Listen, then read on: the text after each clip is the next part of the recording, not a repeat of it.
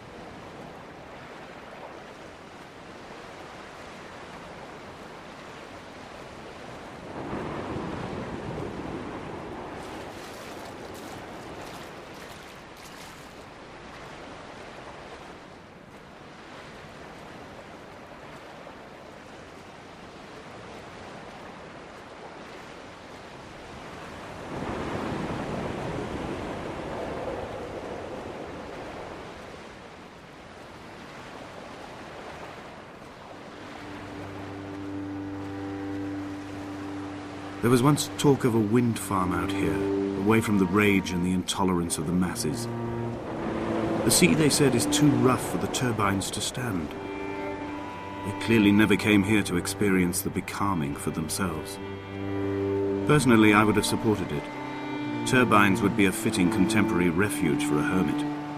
The revolution and the permanence.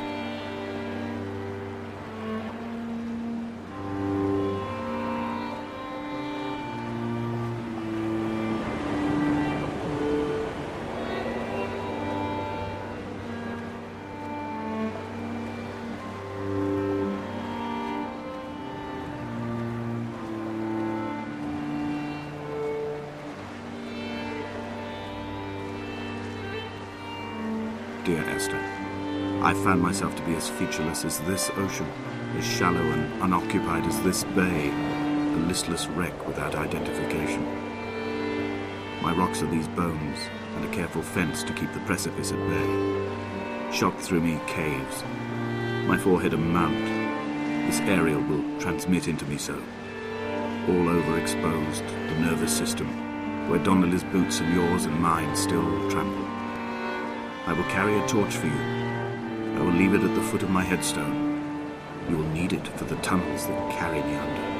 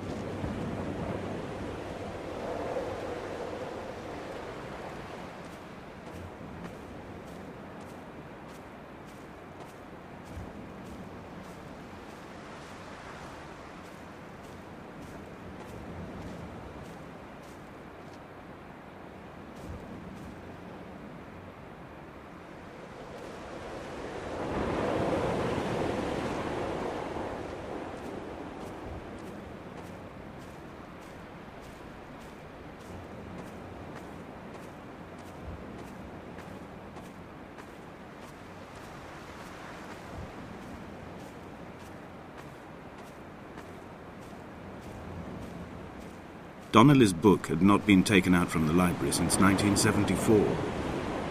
I decided it would never be missed as I slipped it under my coat and avoided the librarian's gaze on the way out.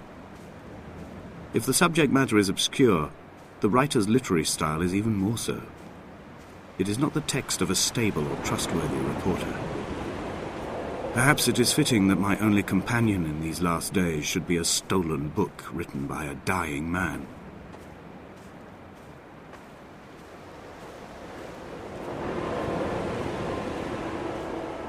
When someone had died or was dying, or was so ill they gave up what little hope they could sacrifice, they cut parallel lines into the cliff, exposing the white chalk beneath. You could see them from the mainland or the fishing boat, and know to send aid or impose a cordon of protection, and wait a generation until whatever pestilence stalked the cliff paths died along with its hosts. My lines are just for this, to keep any would-be rescuers at bay.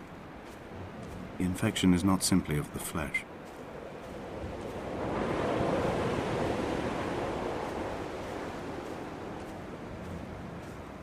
I quote directly.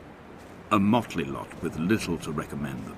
I have now spent 3 days in their company. That is, I fear, enough for any man not born amongst them. Despite their tedious inclination to quote scripture, they seem to me the most God-forsaken of all the inhabitants of the Outer Isles. Indeed, in this case, the very gravity of that term, forsaken by God, seems to find its very apex. It appears to me that Donnelly, too, found those who wander this shoreline to be adrift from any chance of redemption. Did he include himself in that, I wonder?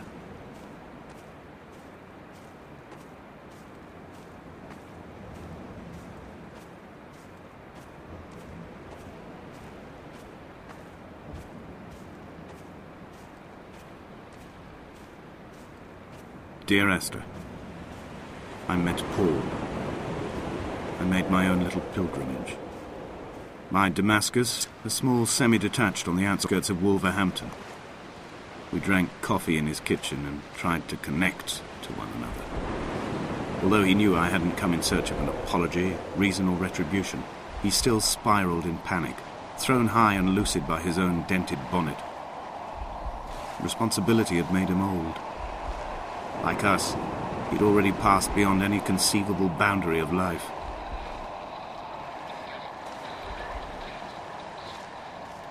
This hermit, this seer, this distant historian of bones and old bread, where did he vanish to? Why, asked the farmers. Why, asked Jacobson. Why bother with your visions at all, if you're just to throw your arms up at the cliff and let it close in behind you and seal you into the belly of the island, a museum shut to all but the most devoted?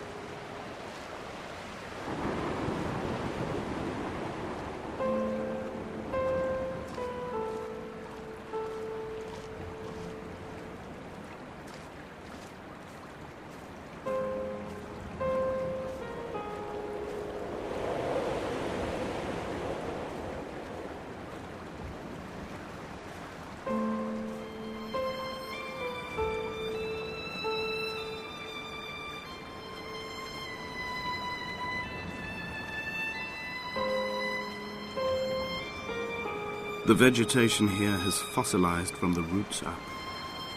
To think they once grazed animals here, the remnants of occupation being evidence to that. It is all sick to death. The water is too polluted for the fish, the sky is too thin for the birds, and the soil is cut with the bones of hermits and shepherds. I've heard it said that human ashes make great fertilizer, that we could sow a forest from all that is left of your hips and ribcage, with enough left over to thicken the air and repopulate the bay.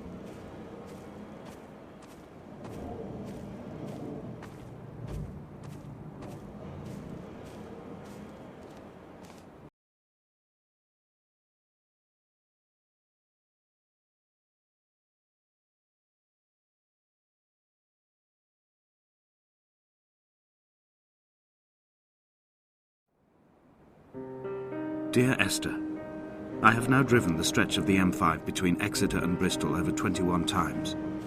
But although I have all the reports and all the witnesses, and have cross-referenced them within a millimetre using my Ordnance Survey maps, I simply cannot find the location. You'd think there would be marks to serve as some evidence. It's somewhere between the turn-off for Sandford and the welcome brake services. But although I can always see it in my rear-view mirror, I have as yet been unable to pull ashore.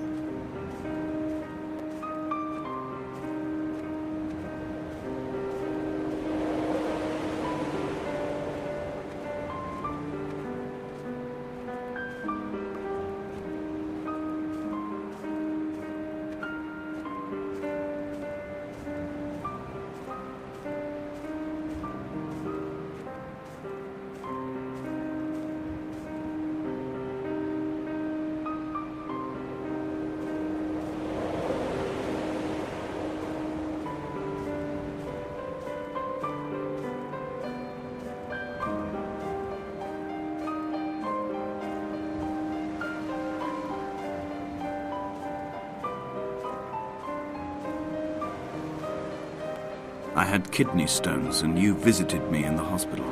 After the operation, when I was still half submerged in anaesthetic, your outline and your speech both blurred.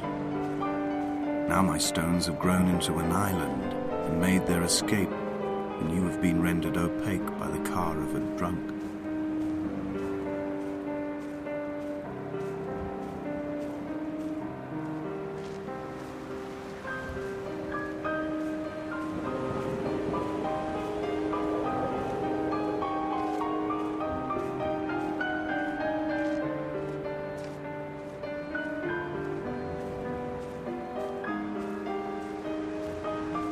What charnel house lies at the foot of this abyss? How many dead shepherds could fill this hole?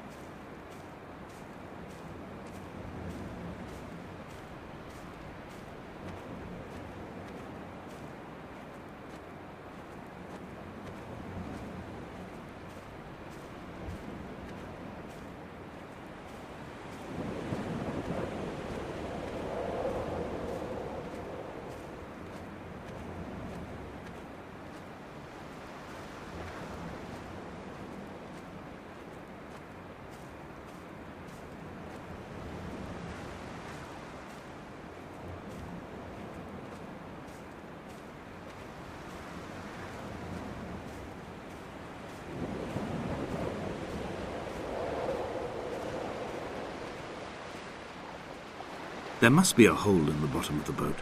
How else could new hermits have arrived?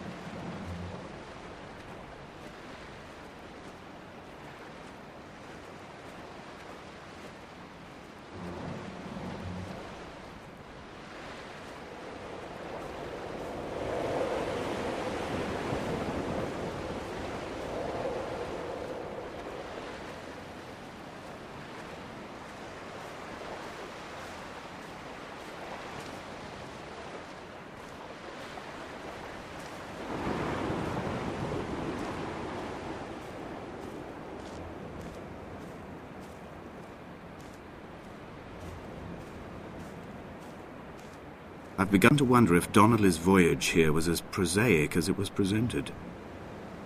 How disappointed not to have found the bones of the holy man. No wonder he hated the inhabitants so. To him they must have seemed like barnacles mindlessly clinging to a mercy seat. Why cling so hard to the rock? Because it is the only thing that stops us from sliding into the ocean, into oblivion.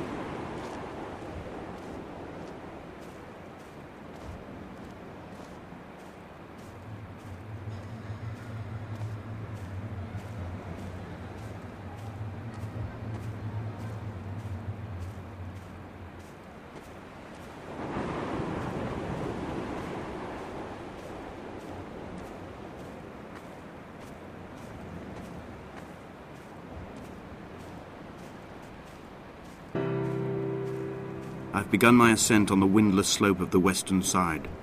The setting sun was an inflamed eye squeezing shut against the light shone in by the doctors. My neck is aching through constantly craning my head up to track the light of the aerial. I must look downwards, follow the path under the island to a new beginning.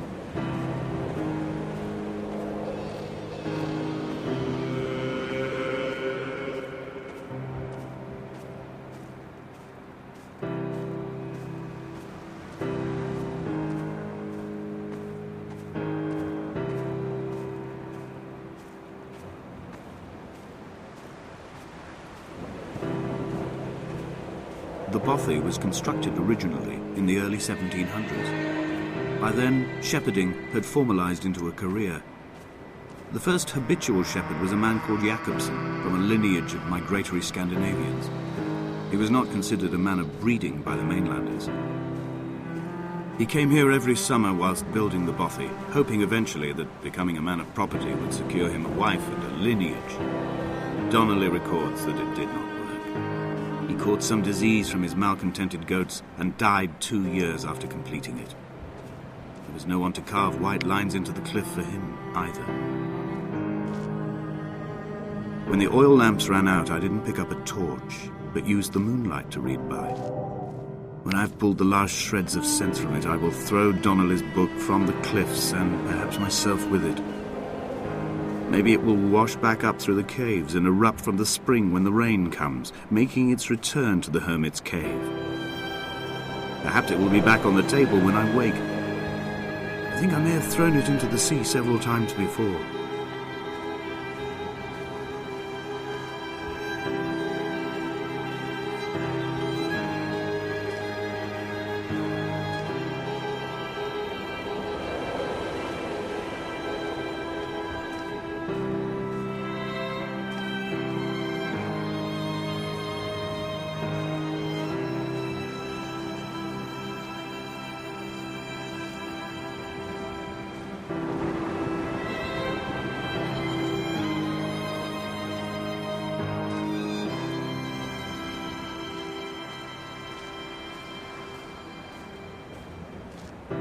Jakobsen's ribcage, they told Donnelly, was deformed, the result of some birth defect or perhaps a traumatic injury as a child.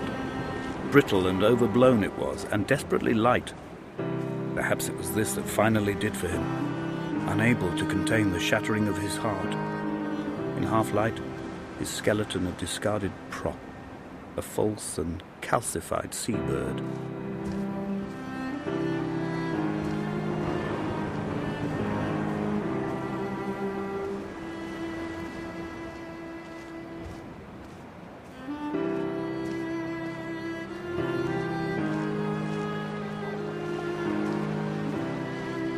They found Jakobsen in early spring.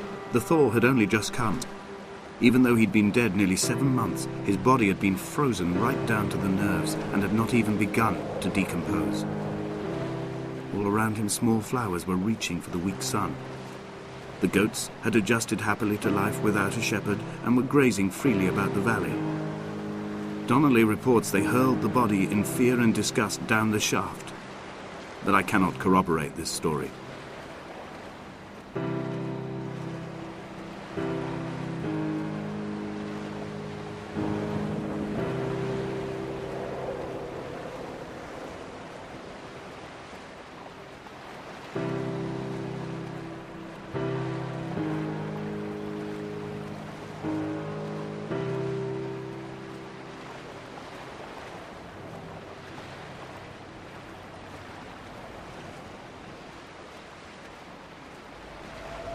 Climbing down to the caves, I slipped and fell and have injured my leg. I think the femur is broken. It is clearly infected.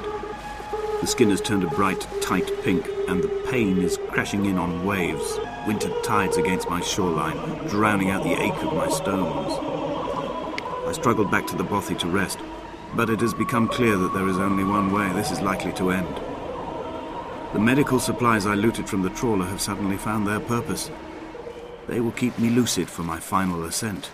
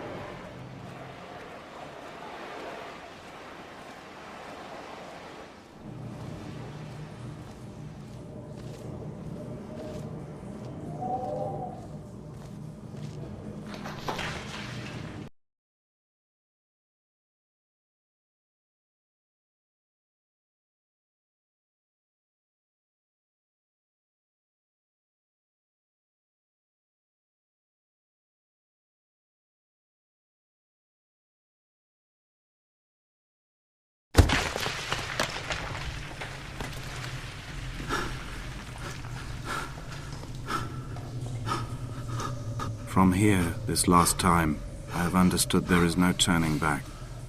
The torch is failing along with my resolve. I can hear the singing of the sea creatures from the passages above me, and they are promising the return of the gulls.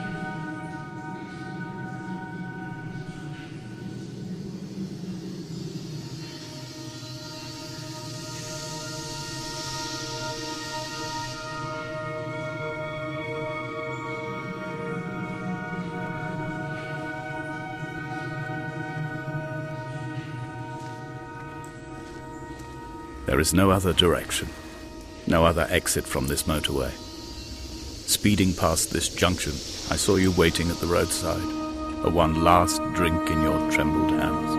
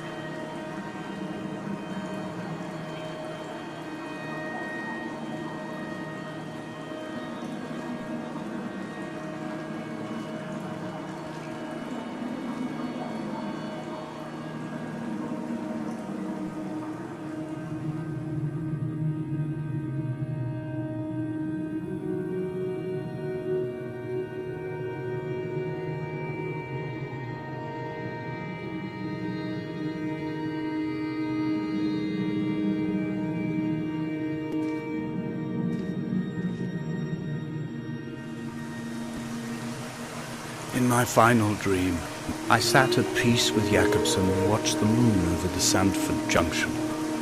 Goats grazed on the hard shoulder, a world gone to weed and redemption. He showed me his fever scars, and I mine, between each shoulder the nascency of flight.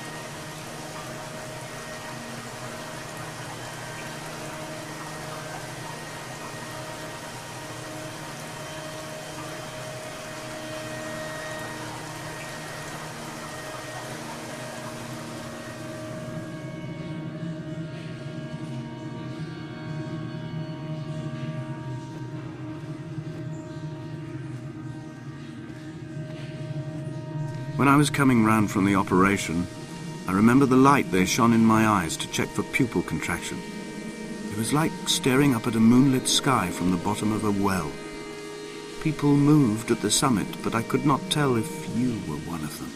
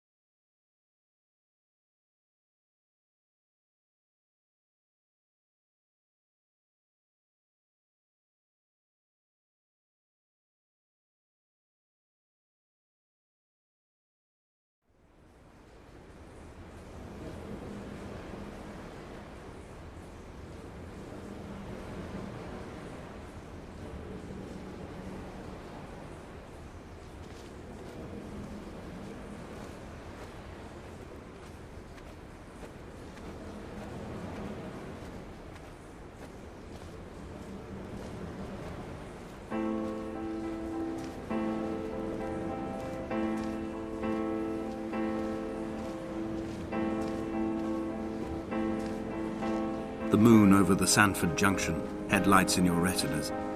Donnelly drove a grey hatchback without a bottom. All the creatures of the tarmac rose to sing to him. All manner of symbols crudely scrawled across the cliff face of my unrest. My life reduced to an electrical diagram. All my gulls have taken flight. They will no longer roost on these outcrops. The lure of the moon over the Sanford Junction is too strong.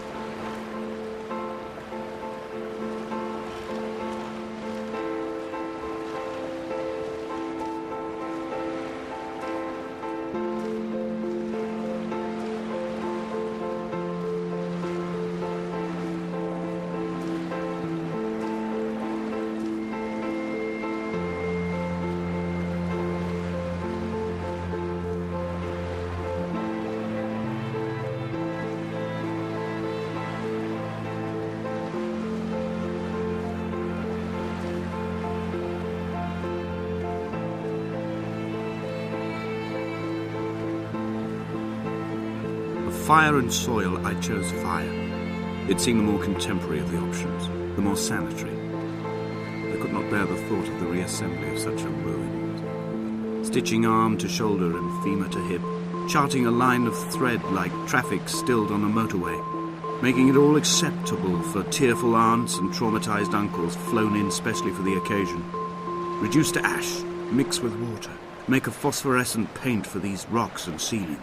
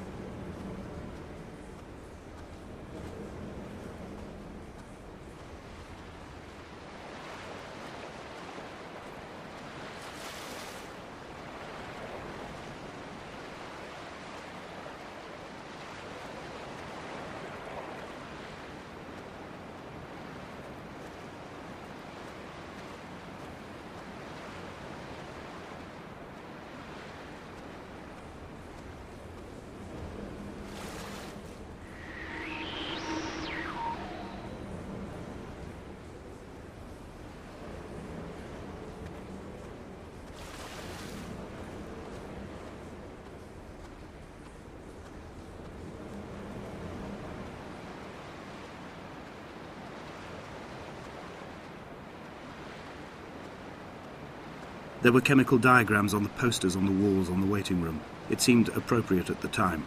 Still life abstractions of the processes which had already begun to break down your nerves and your muscles in the next room. I crammed diazepam as I once crammed for chemistry examinations. I am revising my options for a long and happy life.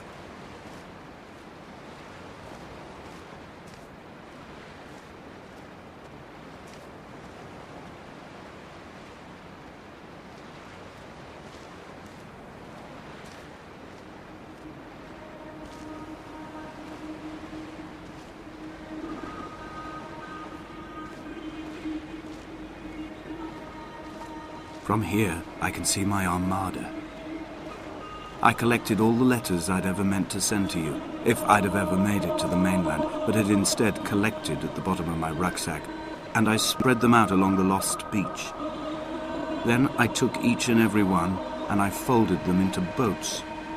I folded you into the creases, and then, as the sun was setting, I set the fleet to sail. Shattered into 21 pieces, I consigned you to the Atlantic, and I sat here until I'd watched all of you sink.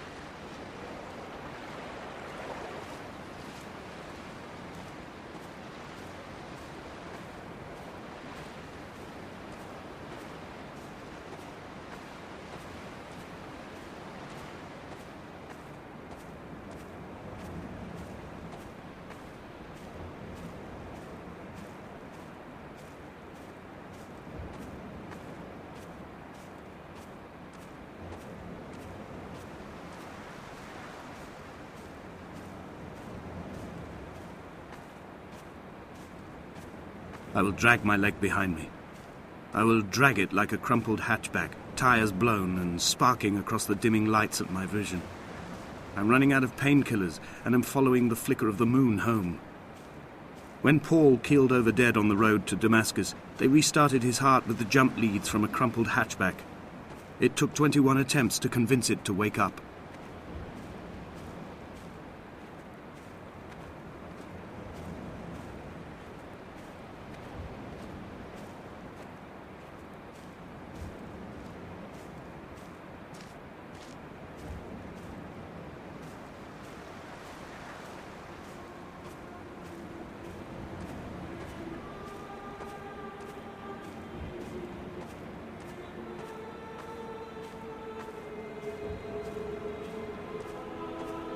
I've begun my voyage in a paper boat without a bottom. I will fly to the moon in it. I've been folded along a crease in time, a weakness in the sheet of life. Now you've settled on the opposite side of the paper to me. I can see your traces in the ink that soaks through the fibre, the pulped vegetation. When we become waterlogged and the cage disintegrates, we will intermingle. When this paper aeroplane leaves the cliff edge and carves parallel vapor trails in the dark, we will come together.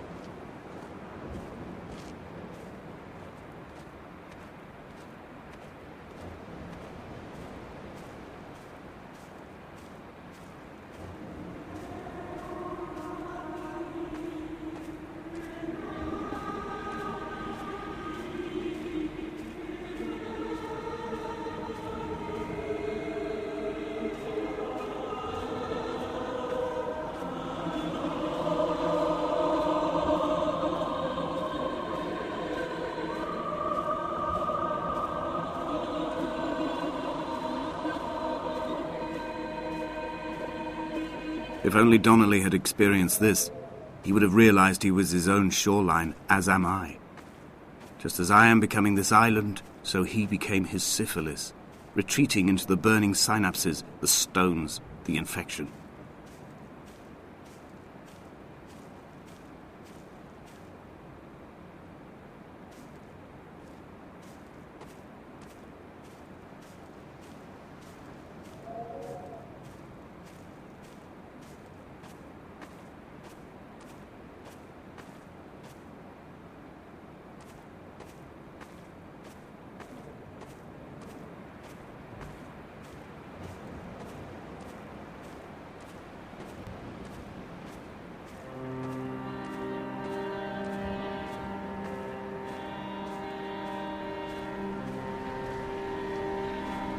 Bent back like a nail, like a hangnail, like a drowning man clung onto the wheel, drunk and spiraled, washed onto the lost shore under a moon as fractured as a shattered wing.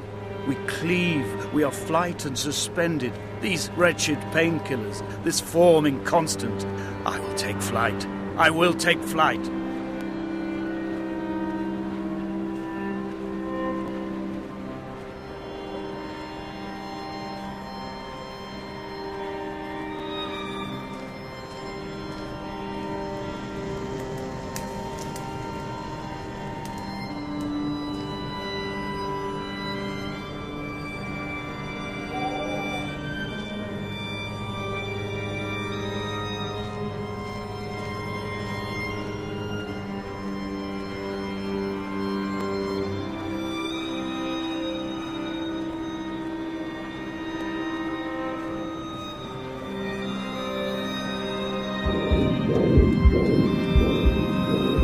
Come back.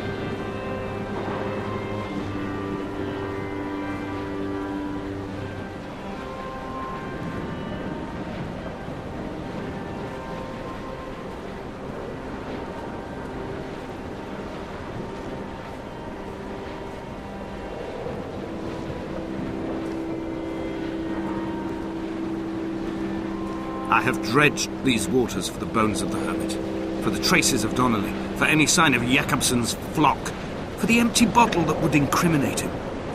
I have scoured this stretch of motorway 21 times, attempting to recreate his trajectory, the point when his heart stopped dead and all he saw was the moon over the Sanford Junction. He was not drunk, Esther. He was not drunk at all, and it was not his fault. It was the converging lines that doomed him. This is not a recorded natural condition. The gulls do not fly so low over the motorway and cause him to swerve. The paint scored away from his car in lines like an infection, making directly for the heart.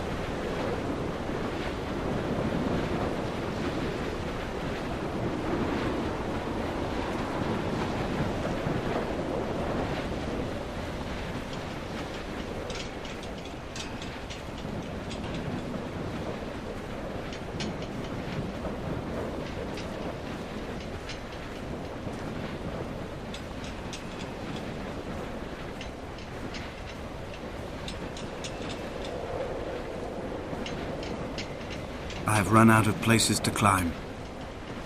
I will abandon this body and take to the air. Dear Esther, I have burnt my belongings, my books, this death certificate. Mine will be written all across this island.